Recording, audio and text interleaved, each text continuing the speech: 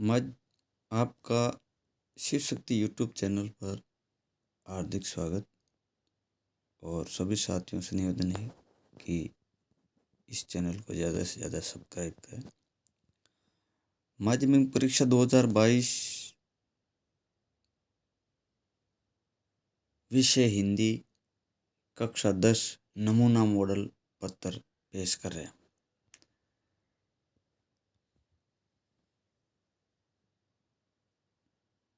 माध्यमिक परीक्षा 2022 विषय हिंदी कक्षा 10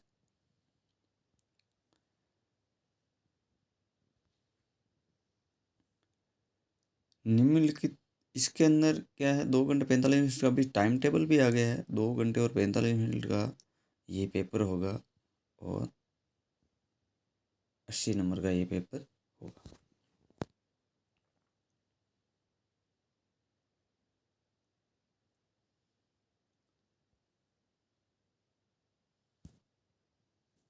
दो घंटे 45 मिनट का होगा और 80 नंबरों का।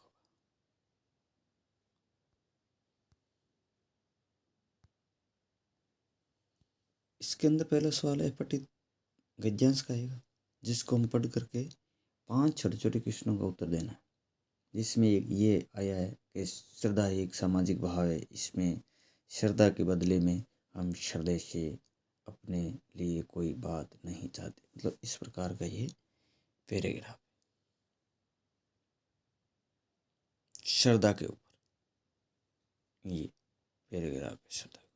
अब इसमें पहला सवाल है, श्रद्धा को कैसा भाव बताया गया। तो श्रद्धा को इसके अंदर आया हुआ है कि श्रद्धा एक सामाजिक भाव है। तो श्रद्धा को सामाजिक भाव बताया गया। हम क्या है, गद्यांश को पढ़कर कैसे उत्तर देते हैं। जिस समाज में सदाचार और श्रद्धा और अत्याचार पर रोष प्रकट करने के लिए लोग तत्पर रहते हैं, उसी समाज को कैसा समझा जाएगा। तो इसके अंदर ये लाइन आई हुई है कि हम उस समाज को कैसे समझा जाएंगे, जागृत समझा जाएगा। उस समाज को कैसा समझा जाएगा, जागृत। ये वह समाज जागृत समझा जाएगा, अधिक लोग तत्पर रह जाएंगे। यानी ये लाइन सेम वहाँ आई। तो इसको हम ये जागृत गे, इसको हम टिक कर देंगे।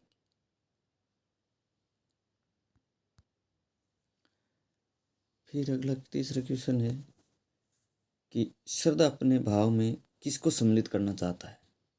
तो श्रद्धा अपने भाव में सारे संसार को, गे समाज के प्रतिनिधि के रूप में हम किसे प्रकट कर सकते हैं।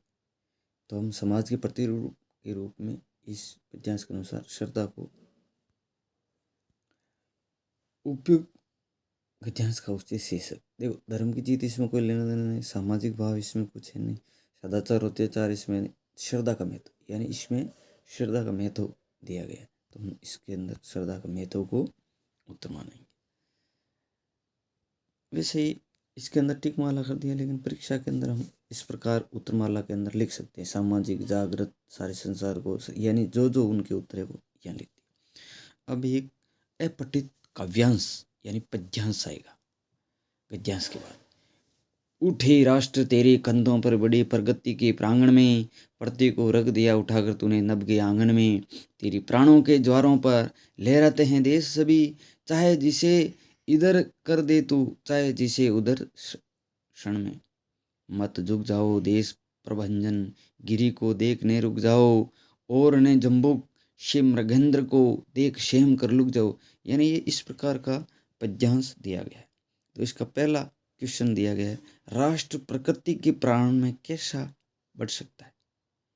राष्ट्र प्रकृति के प्रांगण में कैसे बढ़ सकता है, जवान व्यक्ति के उत्साह से। कैसे बढ़ सकता है, जवान व्यक्ति के उत्साह से। तो इसके अंदर के सही हो जाएगा।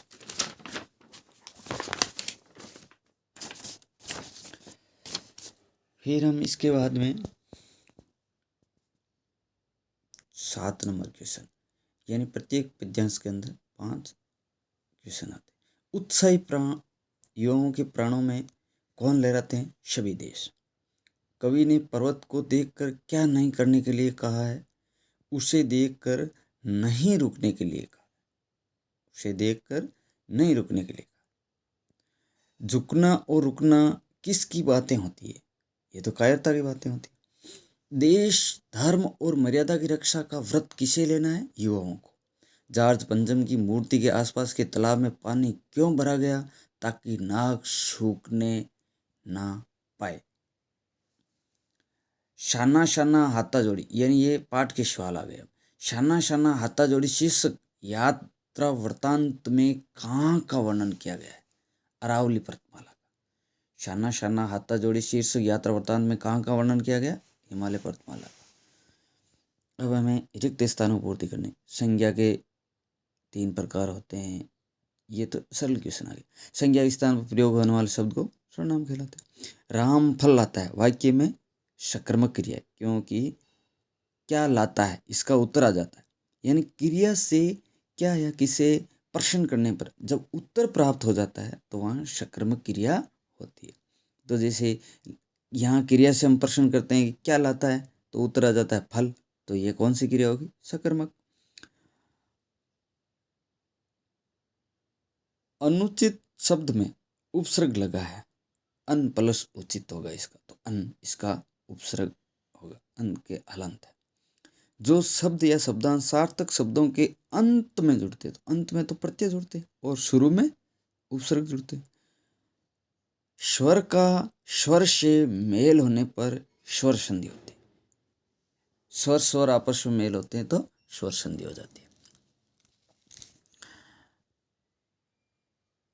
निम्नलिखित अति लघुरात्मक प्रश्नों के उत्तर दीजिए। प्रत्येक प्रश्न के लिए उत्तर सीमा लगभग 20 शब्द है। संधि व समास में 2 अंतर। संधि और समास के अंदर अंतर पूछा गया है इसमें। तो 2 या 2 से अधिक वर्णों के अंदर ध्वनियां और अक्षर दोनों आते हैं के मेल को संधि कहते हैं, जबकि 2 या 2 से अधिक शब्दों के मेल या संयोग को समास कहते हैं। तो संधि में तो वर्णों का मेल होता है और समास में शब्दों का मेल होता है। बहुव्रीहि समास की परिभाषा, जहाँ कोई पद न हो, जहाँ कोई पद प्रधान न हो बहुव्रीहि समास में, और समस्त पदों के दोनों शब्द मिलकर कोई विशेष अर्थ प्रकट करे बहुव्रीहि समास कहते हैं। यानी बहुव्रीहि समास में कोई भी पद प्रधान नहीं होता है, न प्रथम पद प्रधान होता है न द्वितीय पद प्रधान होता है। उसमें तो कोई अन्य समस्त पद यानी पूरा पद मिलकर कोई अन्य अर्थ प्रकट करता है। अंधे की लाठी होना, एकमात्र सहारा होना, उल्टा चोर कोतवाल को डांटे, अपनी गलती न मानकर सामने वाले को ही दोषी ठहराना। एक कहानी ये भी पाठ किया, लेखक के पिता क्या नहीं चाहते थे? लेखिका के पिता अपने बच्चों को घर गृहस्थ या चूल्हे चौके तक सीमित नहीं रखना चाहते थे। उत्साह बिस्मिल्लाह खां धर्म के प्रति क्या सोचते थे? बिस्मिल्लाह खां की इस्लाम के प्रति गहरी आस्था थी, लेकिन वे काशी विश्वनाथ और बालाजी के प्रति भी गहरी श्रद्धा रखते थे। यानी उसकी सांप्रदायिक सोच नहीं थी, सद्भावना के साथ सोचते थे। लेखक को बाल गोविंद भगत पागल क्यों लगे? क्योंकि उनका एकमात्र बेटे की मौत हो जाने पर भी वे पतोह को रोने के बदले उत्सव मनाने का कह रहे थे। कन्यादान कविता में स्त्री के लिए बंधन किसे बताया? वस्त्र और आभूषणों को स्त्री के लिए बंधन बताया।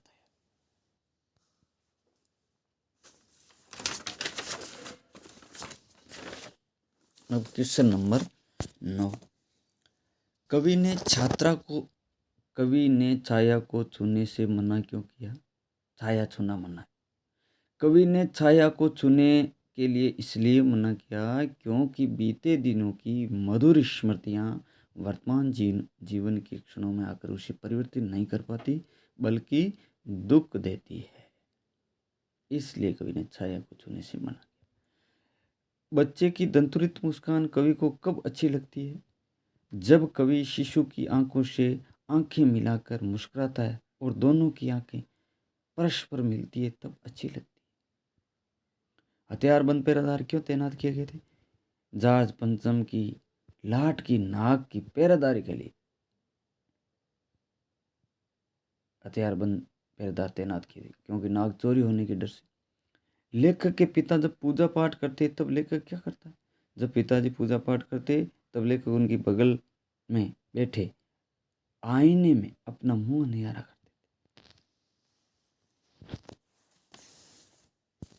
सेनानी ने होते हुए भी चश्मे वाले को लोग कैप्टन क्यों कहते थे? इसलिए कहते क्योंकि उसके मन में देशभक्ति की भावना प्रबल थी और वह चश्मा वाला ना तो सेनानी था ना ही नेताजी का भावी साथी था। फिर भी वह नेताजी सुभाष चंद्र बोस का बहुत सम्मान करता था। वह सुभाष चंद्र बोस की बिना चश्मे वाली मूर्ति देखकर आता। वह अपनी ओर से चश्मा लगाता। उसकी इसी भावना को देखकर लोग उसे कैप्टन कहकर पुकारते थे। बाल गोविंद भगत की दिनचर्या लोगों के अचरज का कारण क्यों थी? इसलिए क्योंकि वे एक साधु के अनुरूप थे। उनकी दिनचर्या सादगी और निस्वार्थ भाव से पूरी थी।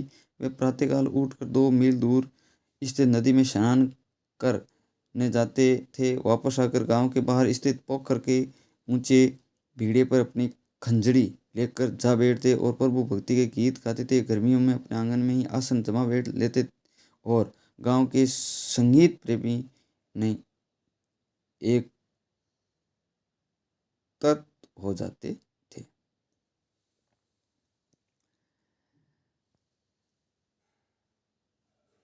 एक कहानी ये भी आधार पर सन 1946-47 स्त्रियों की सामाजिक स्थिति पर अपने विचार लिखी।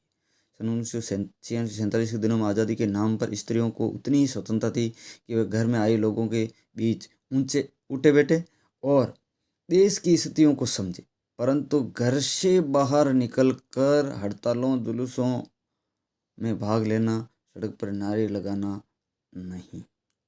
बिस्मिल्लाह खां के अन्य उपासक थे, कला के तर्क सहित होते थे। बिस्मिल्लाह खां कला के अन्य उपासक थे, तर्क सहित होते। वह शहनाई बजाने में कला में प्रवीण और बेजोड़ थे। उन्होंने 30 वर्ष तक लगातार शहनाई बजाई। वे गंगा तट पर बैठकर घंटों रियाज करते थे। वे अपनी कला को ईश्वर की उपासना मानते थे। वे खुदा से स्वरूप बख्शने की मांग करते थे। वे अपने आप से कहते कि उन्हें अब तक शहनाई को सही ढंग से बजाना क्यों नहीं आया। कन्यादान शीर्षक कविता में माँ अपनी बेटी को क्या सीख देती है? माँ ने बेटी को कहा, अपने रूप सौंदर्य पर कभी गर्व नहीं करना, अर्थात उसकी प्रशंसा कर, पर रीझ कर धोखे में मत रहना। वस्त्र और आभूषणों से भ्रमित न होना। तुम लड़की बनकर तो रहना, पर लड़की जैसी दिखना मत, अर्थात दुर्बल, पराश्रित एवं दमन चक्र से दबी हुई मत रहना। सहनशीलता के साथ स्वाभिमान से रहना। कविता का शीर्षक उत्साह क्यों रखा गया? क्योंकि ये बादलों की गर्जना और घुमड़ घुमड़ घुमड़ से मेल खाता है। बादलों में भीषण गति होती है। वे धरती की तपन को हर कर उसे शीतलता प्रदान करते हैं। कवि ऐसी ही गति, ऐसी ही भावना, क्रांतिकारिणी शक्ति की आशंका रखता है जिसे दुख पीड़ित जनता को सुख हो सके। शिवृत्ति को पाथ्य बनने से कवि का क्या आशय? पाथ्य अर्थात रास्ते का भोजन, सहारा, संबल। आशय है कि कवि अपने बीते जीवन की मधुर एवं सुखद स्मृतियों के सहारे ही जीना चाहता है।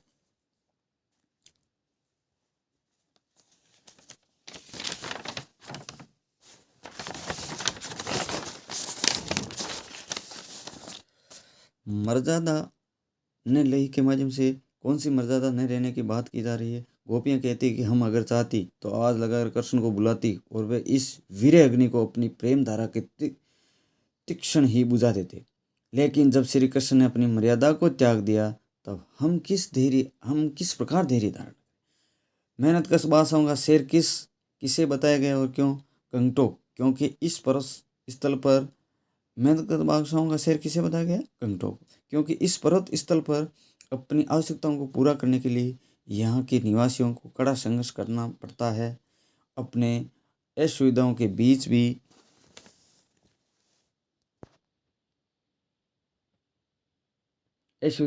वे अपना जीवन बादशाहों के समान मस्त अंदाज में बिताते हैं। और देखते हैं कि दिल्ली का काया पलट होने लगी। और देखते ही देखते दिल्ली की काया पलट होने लगी।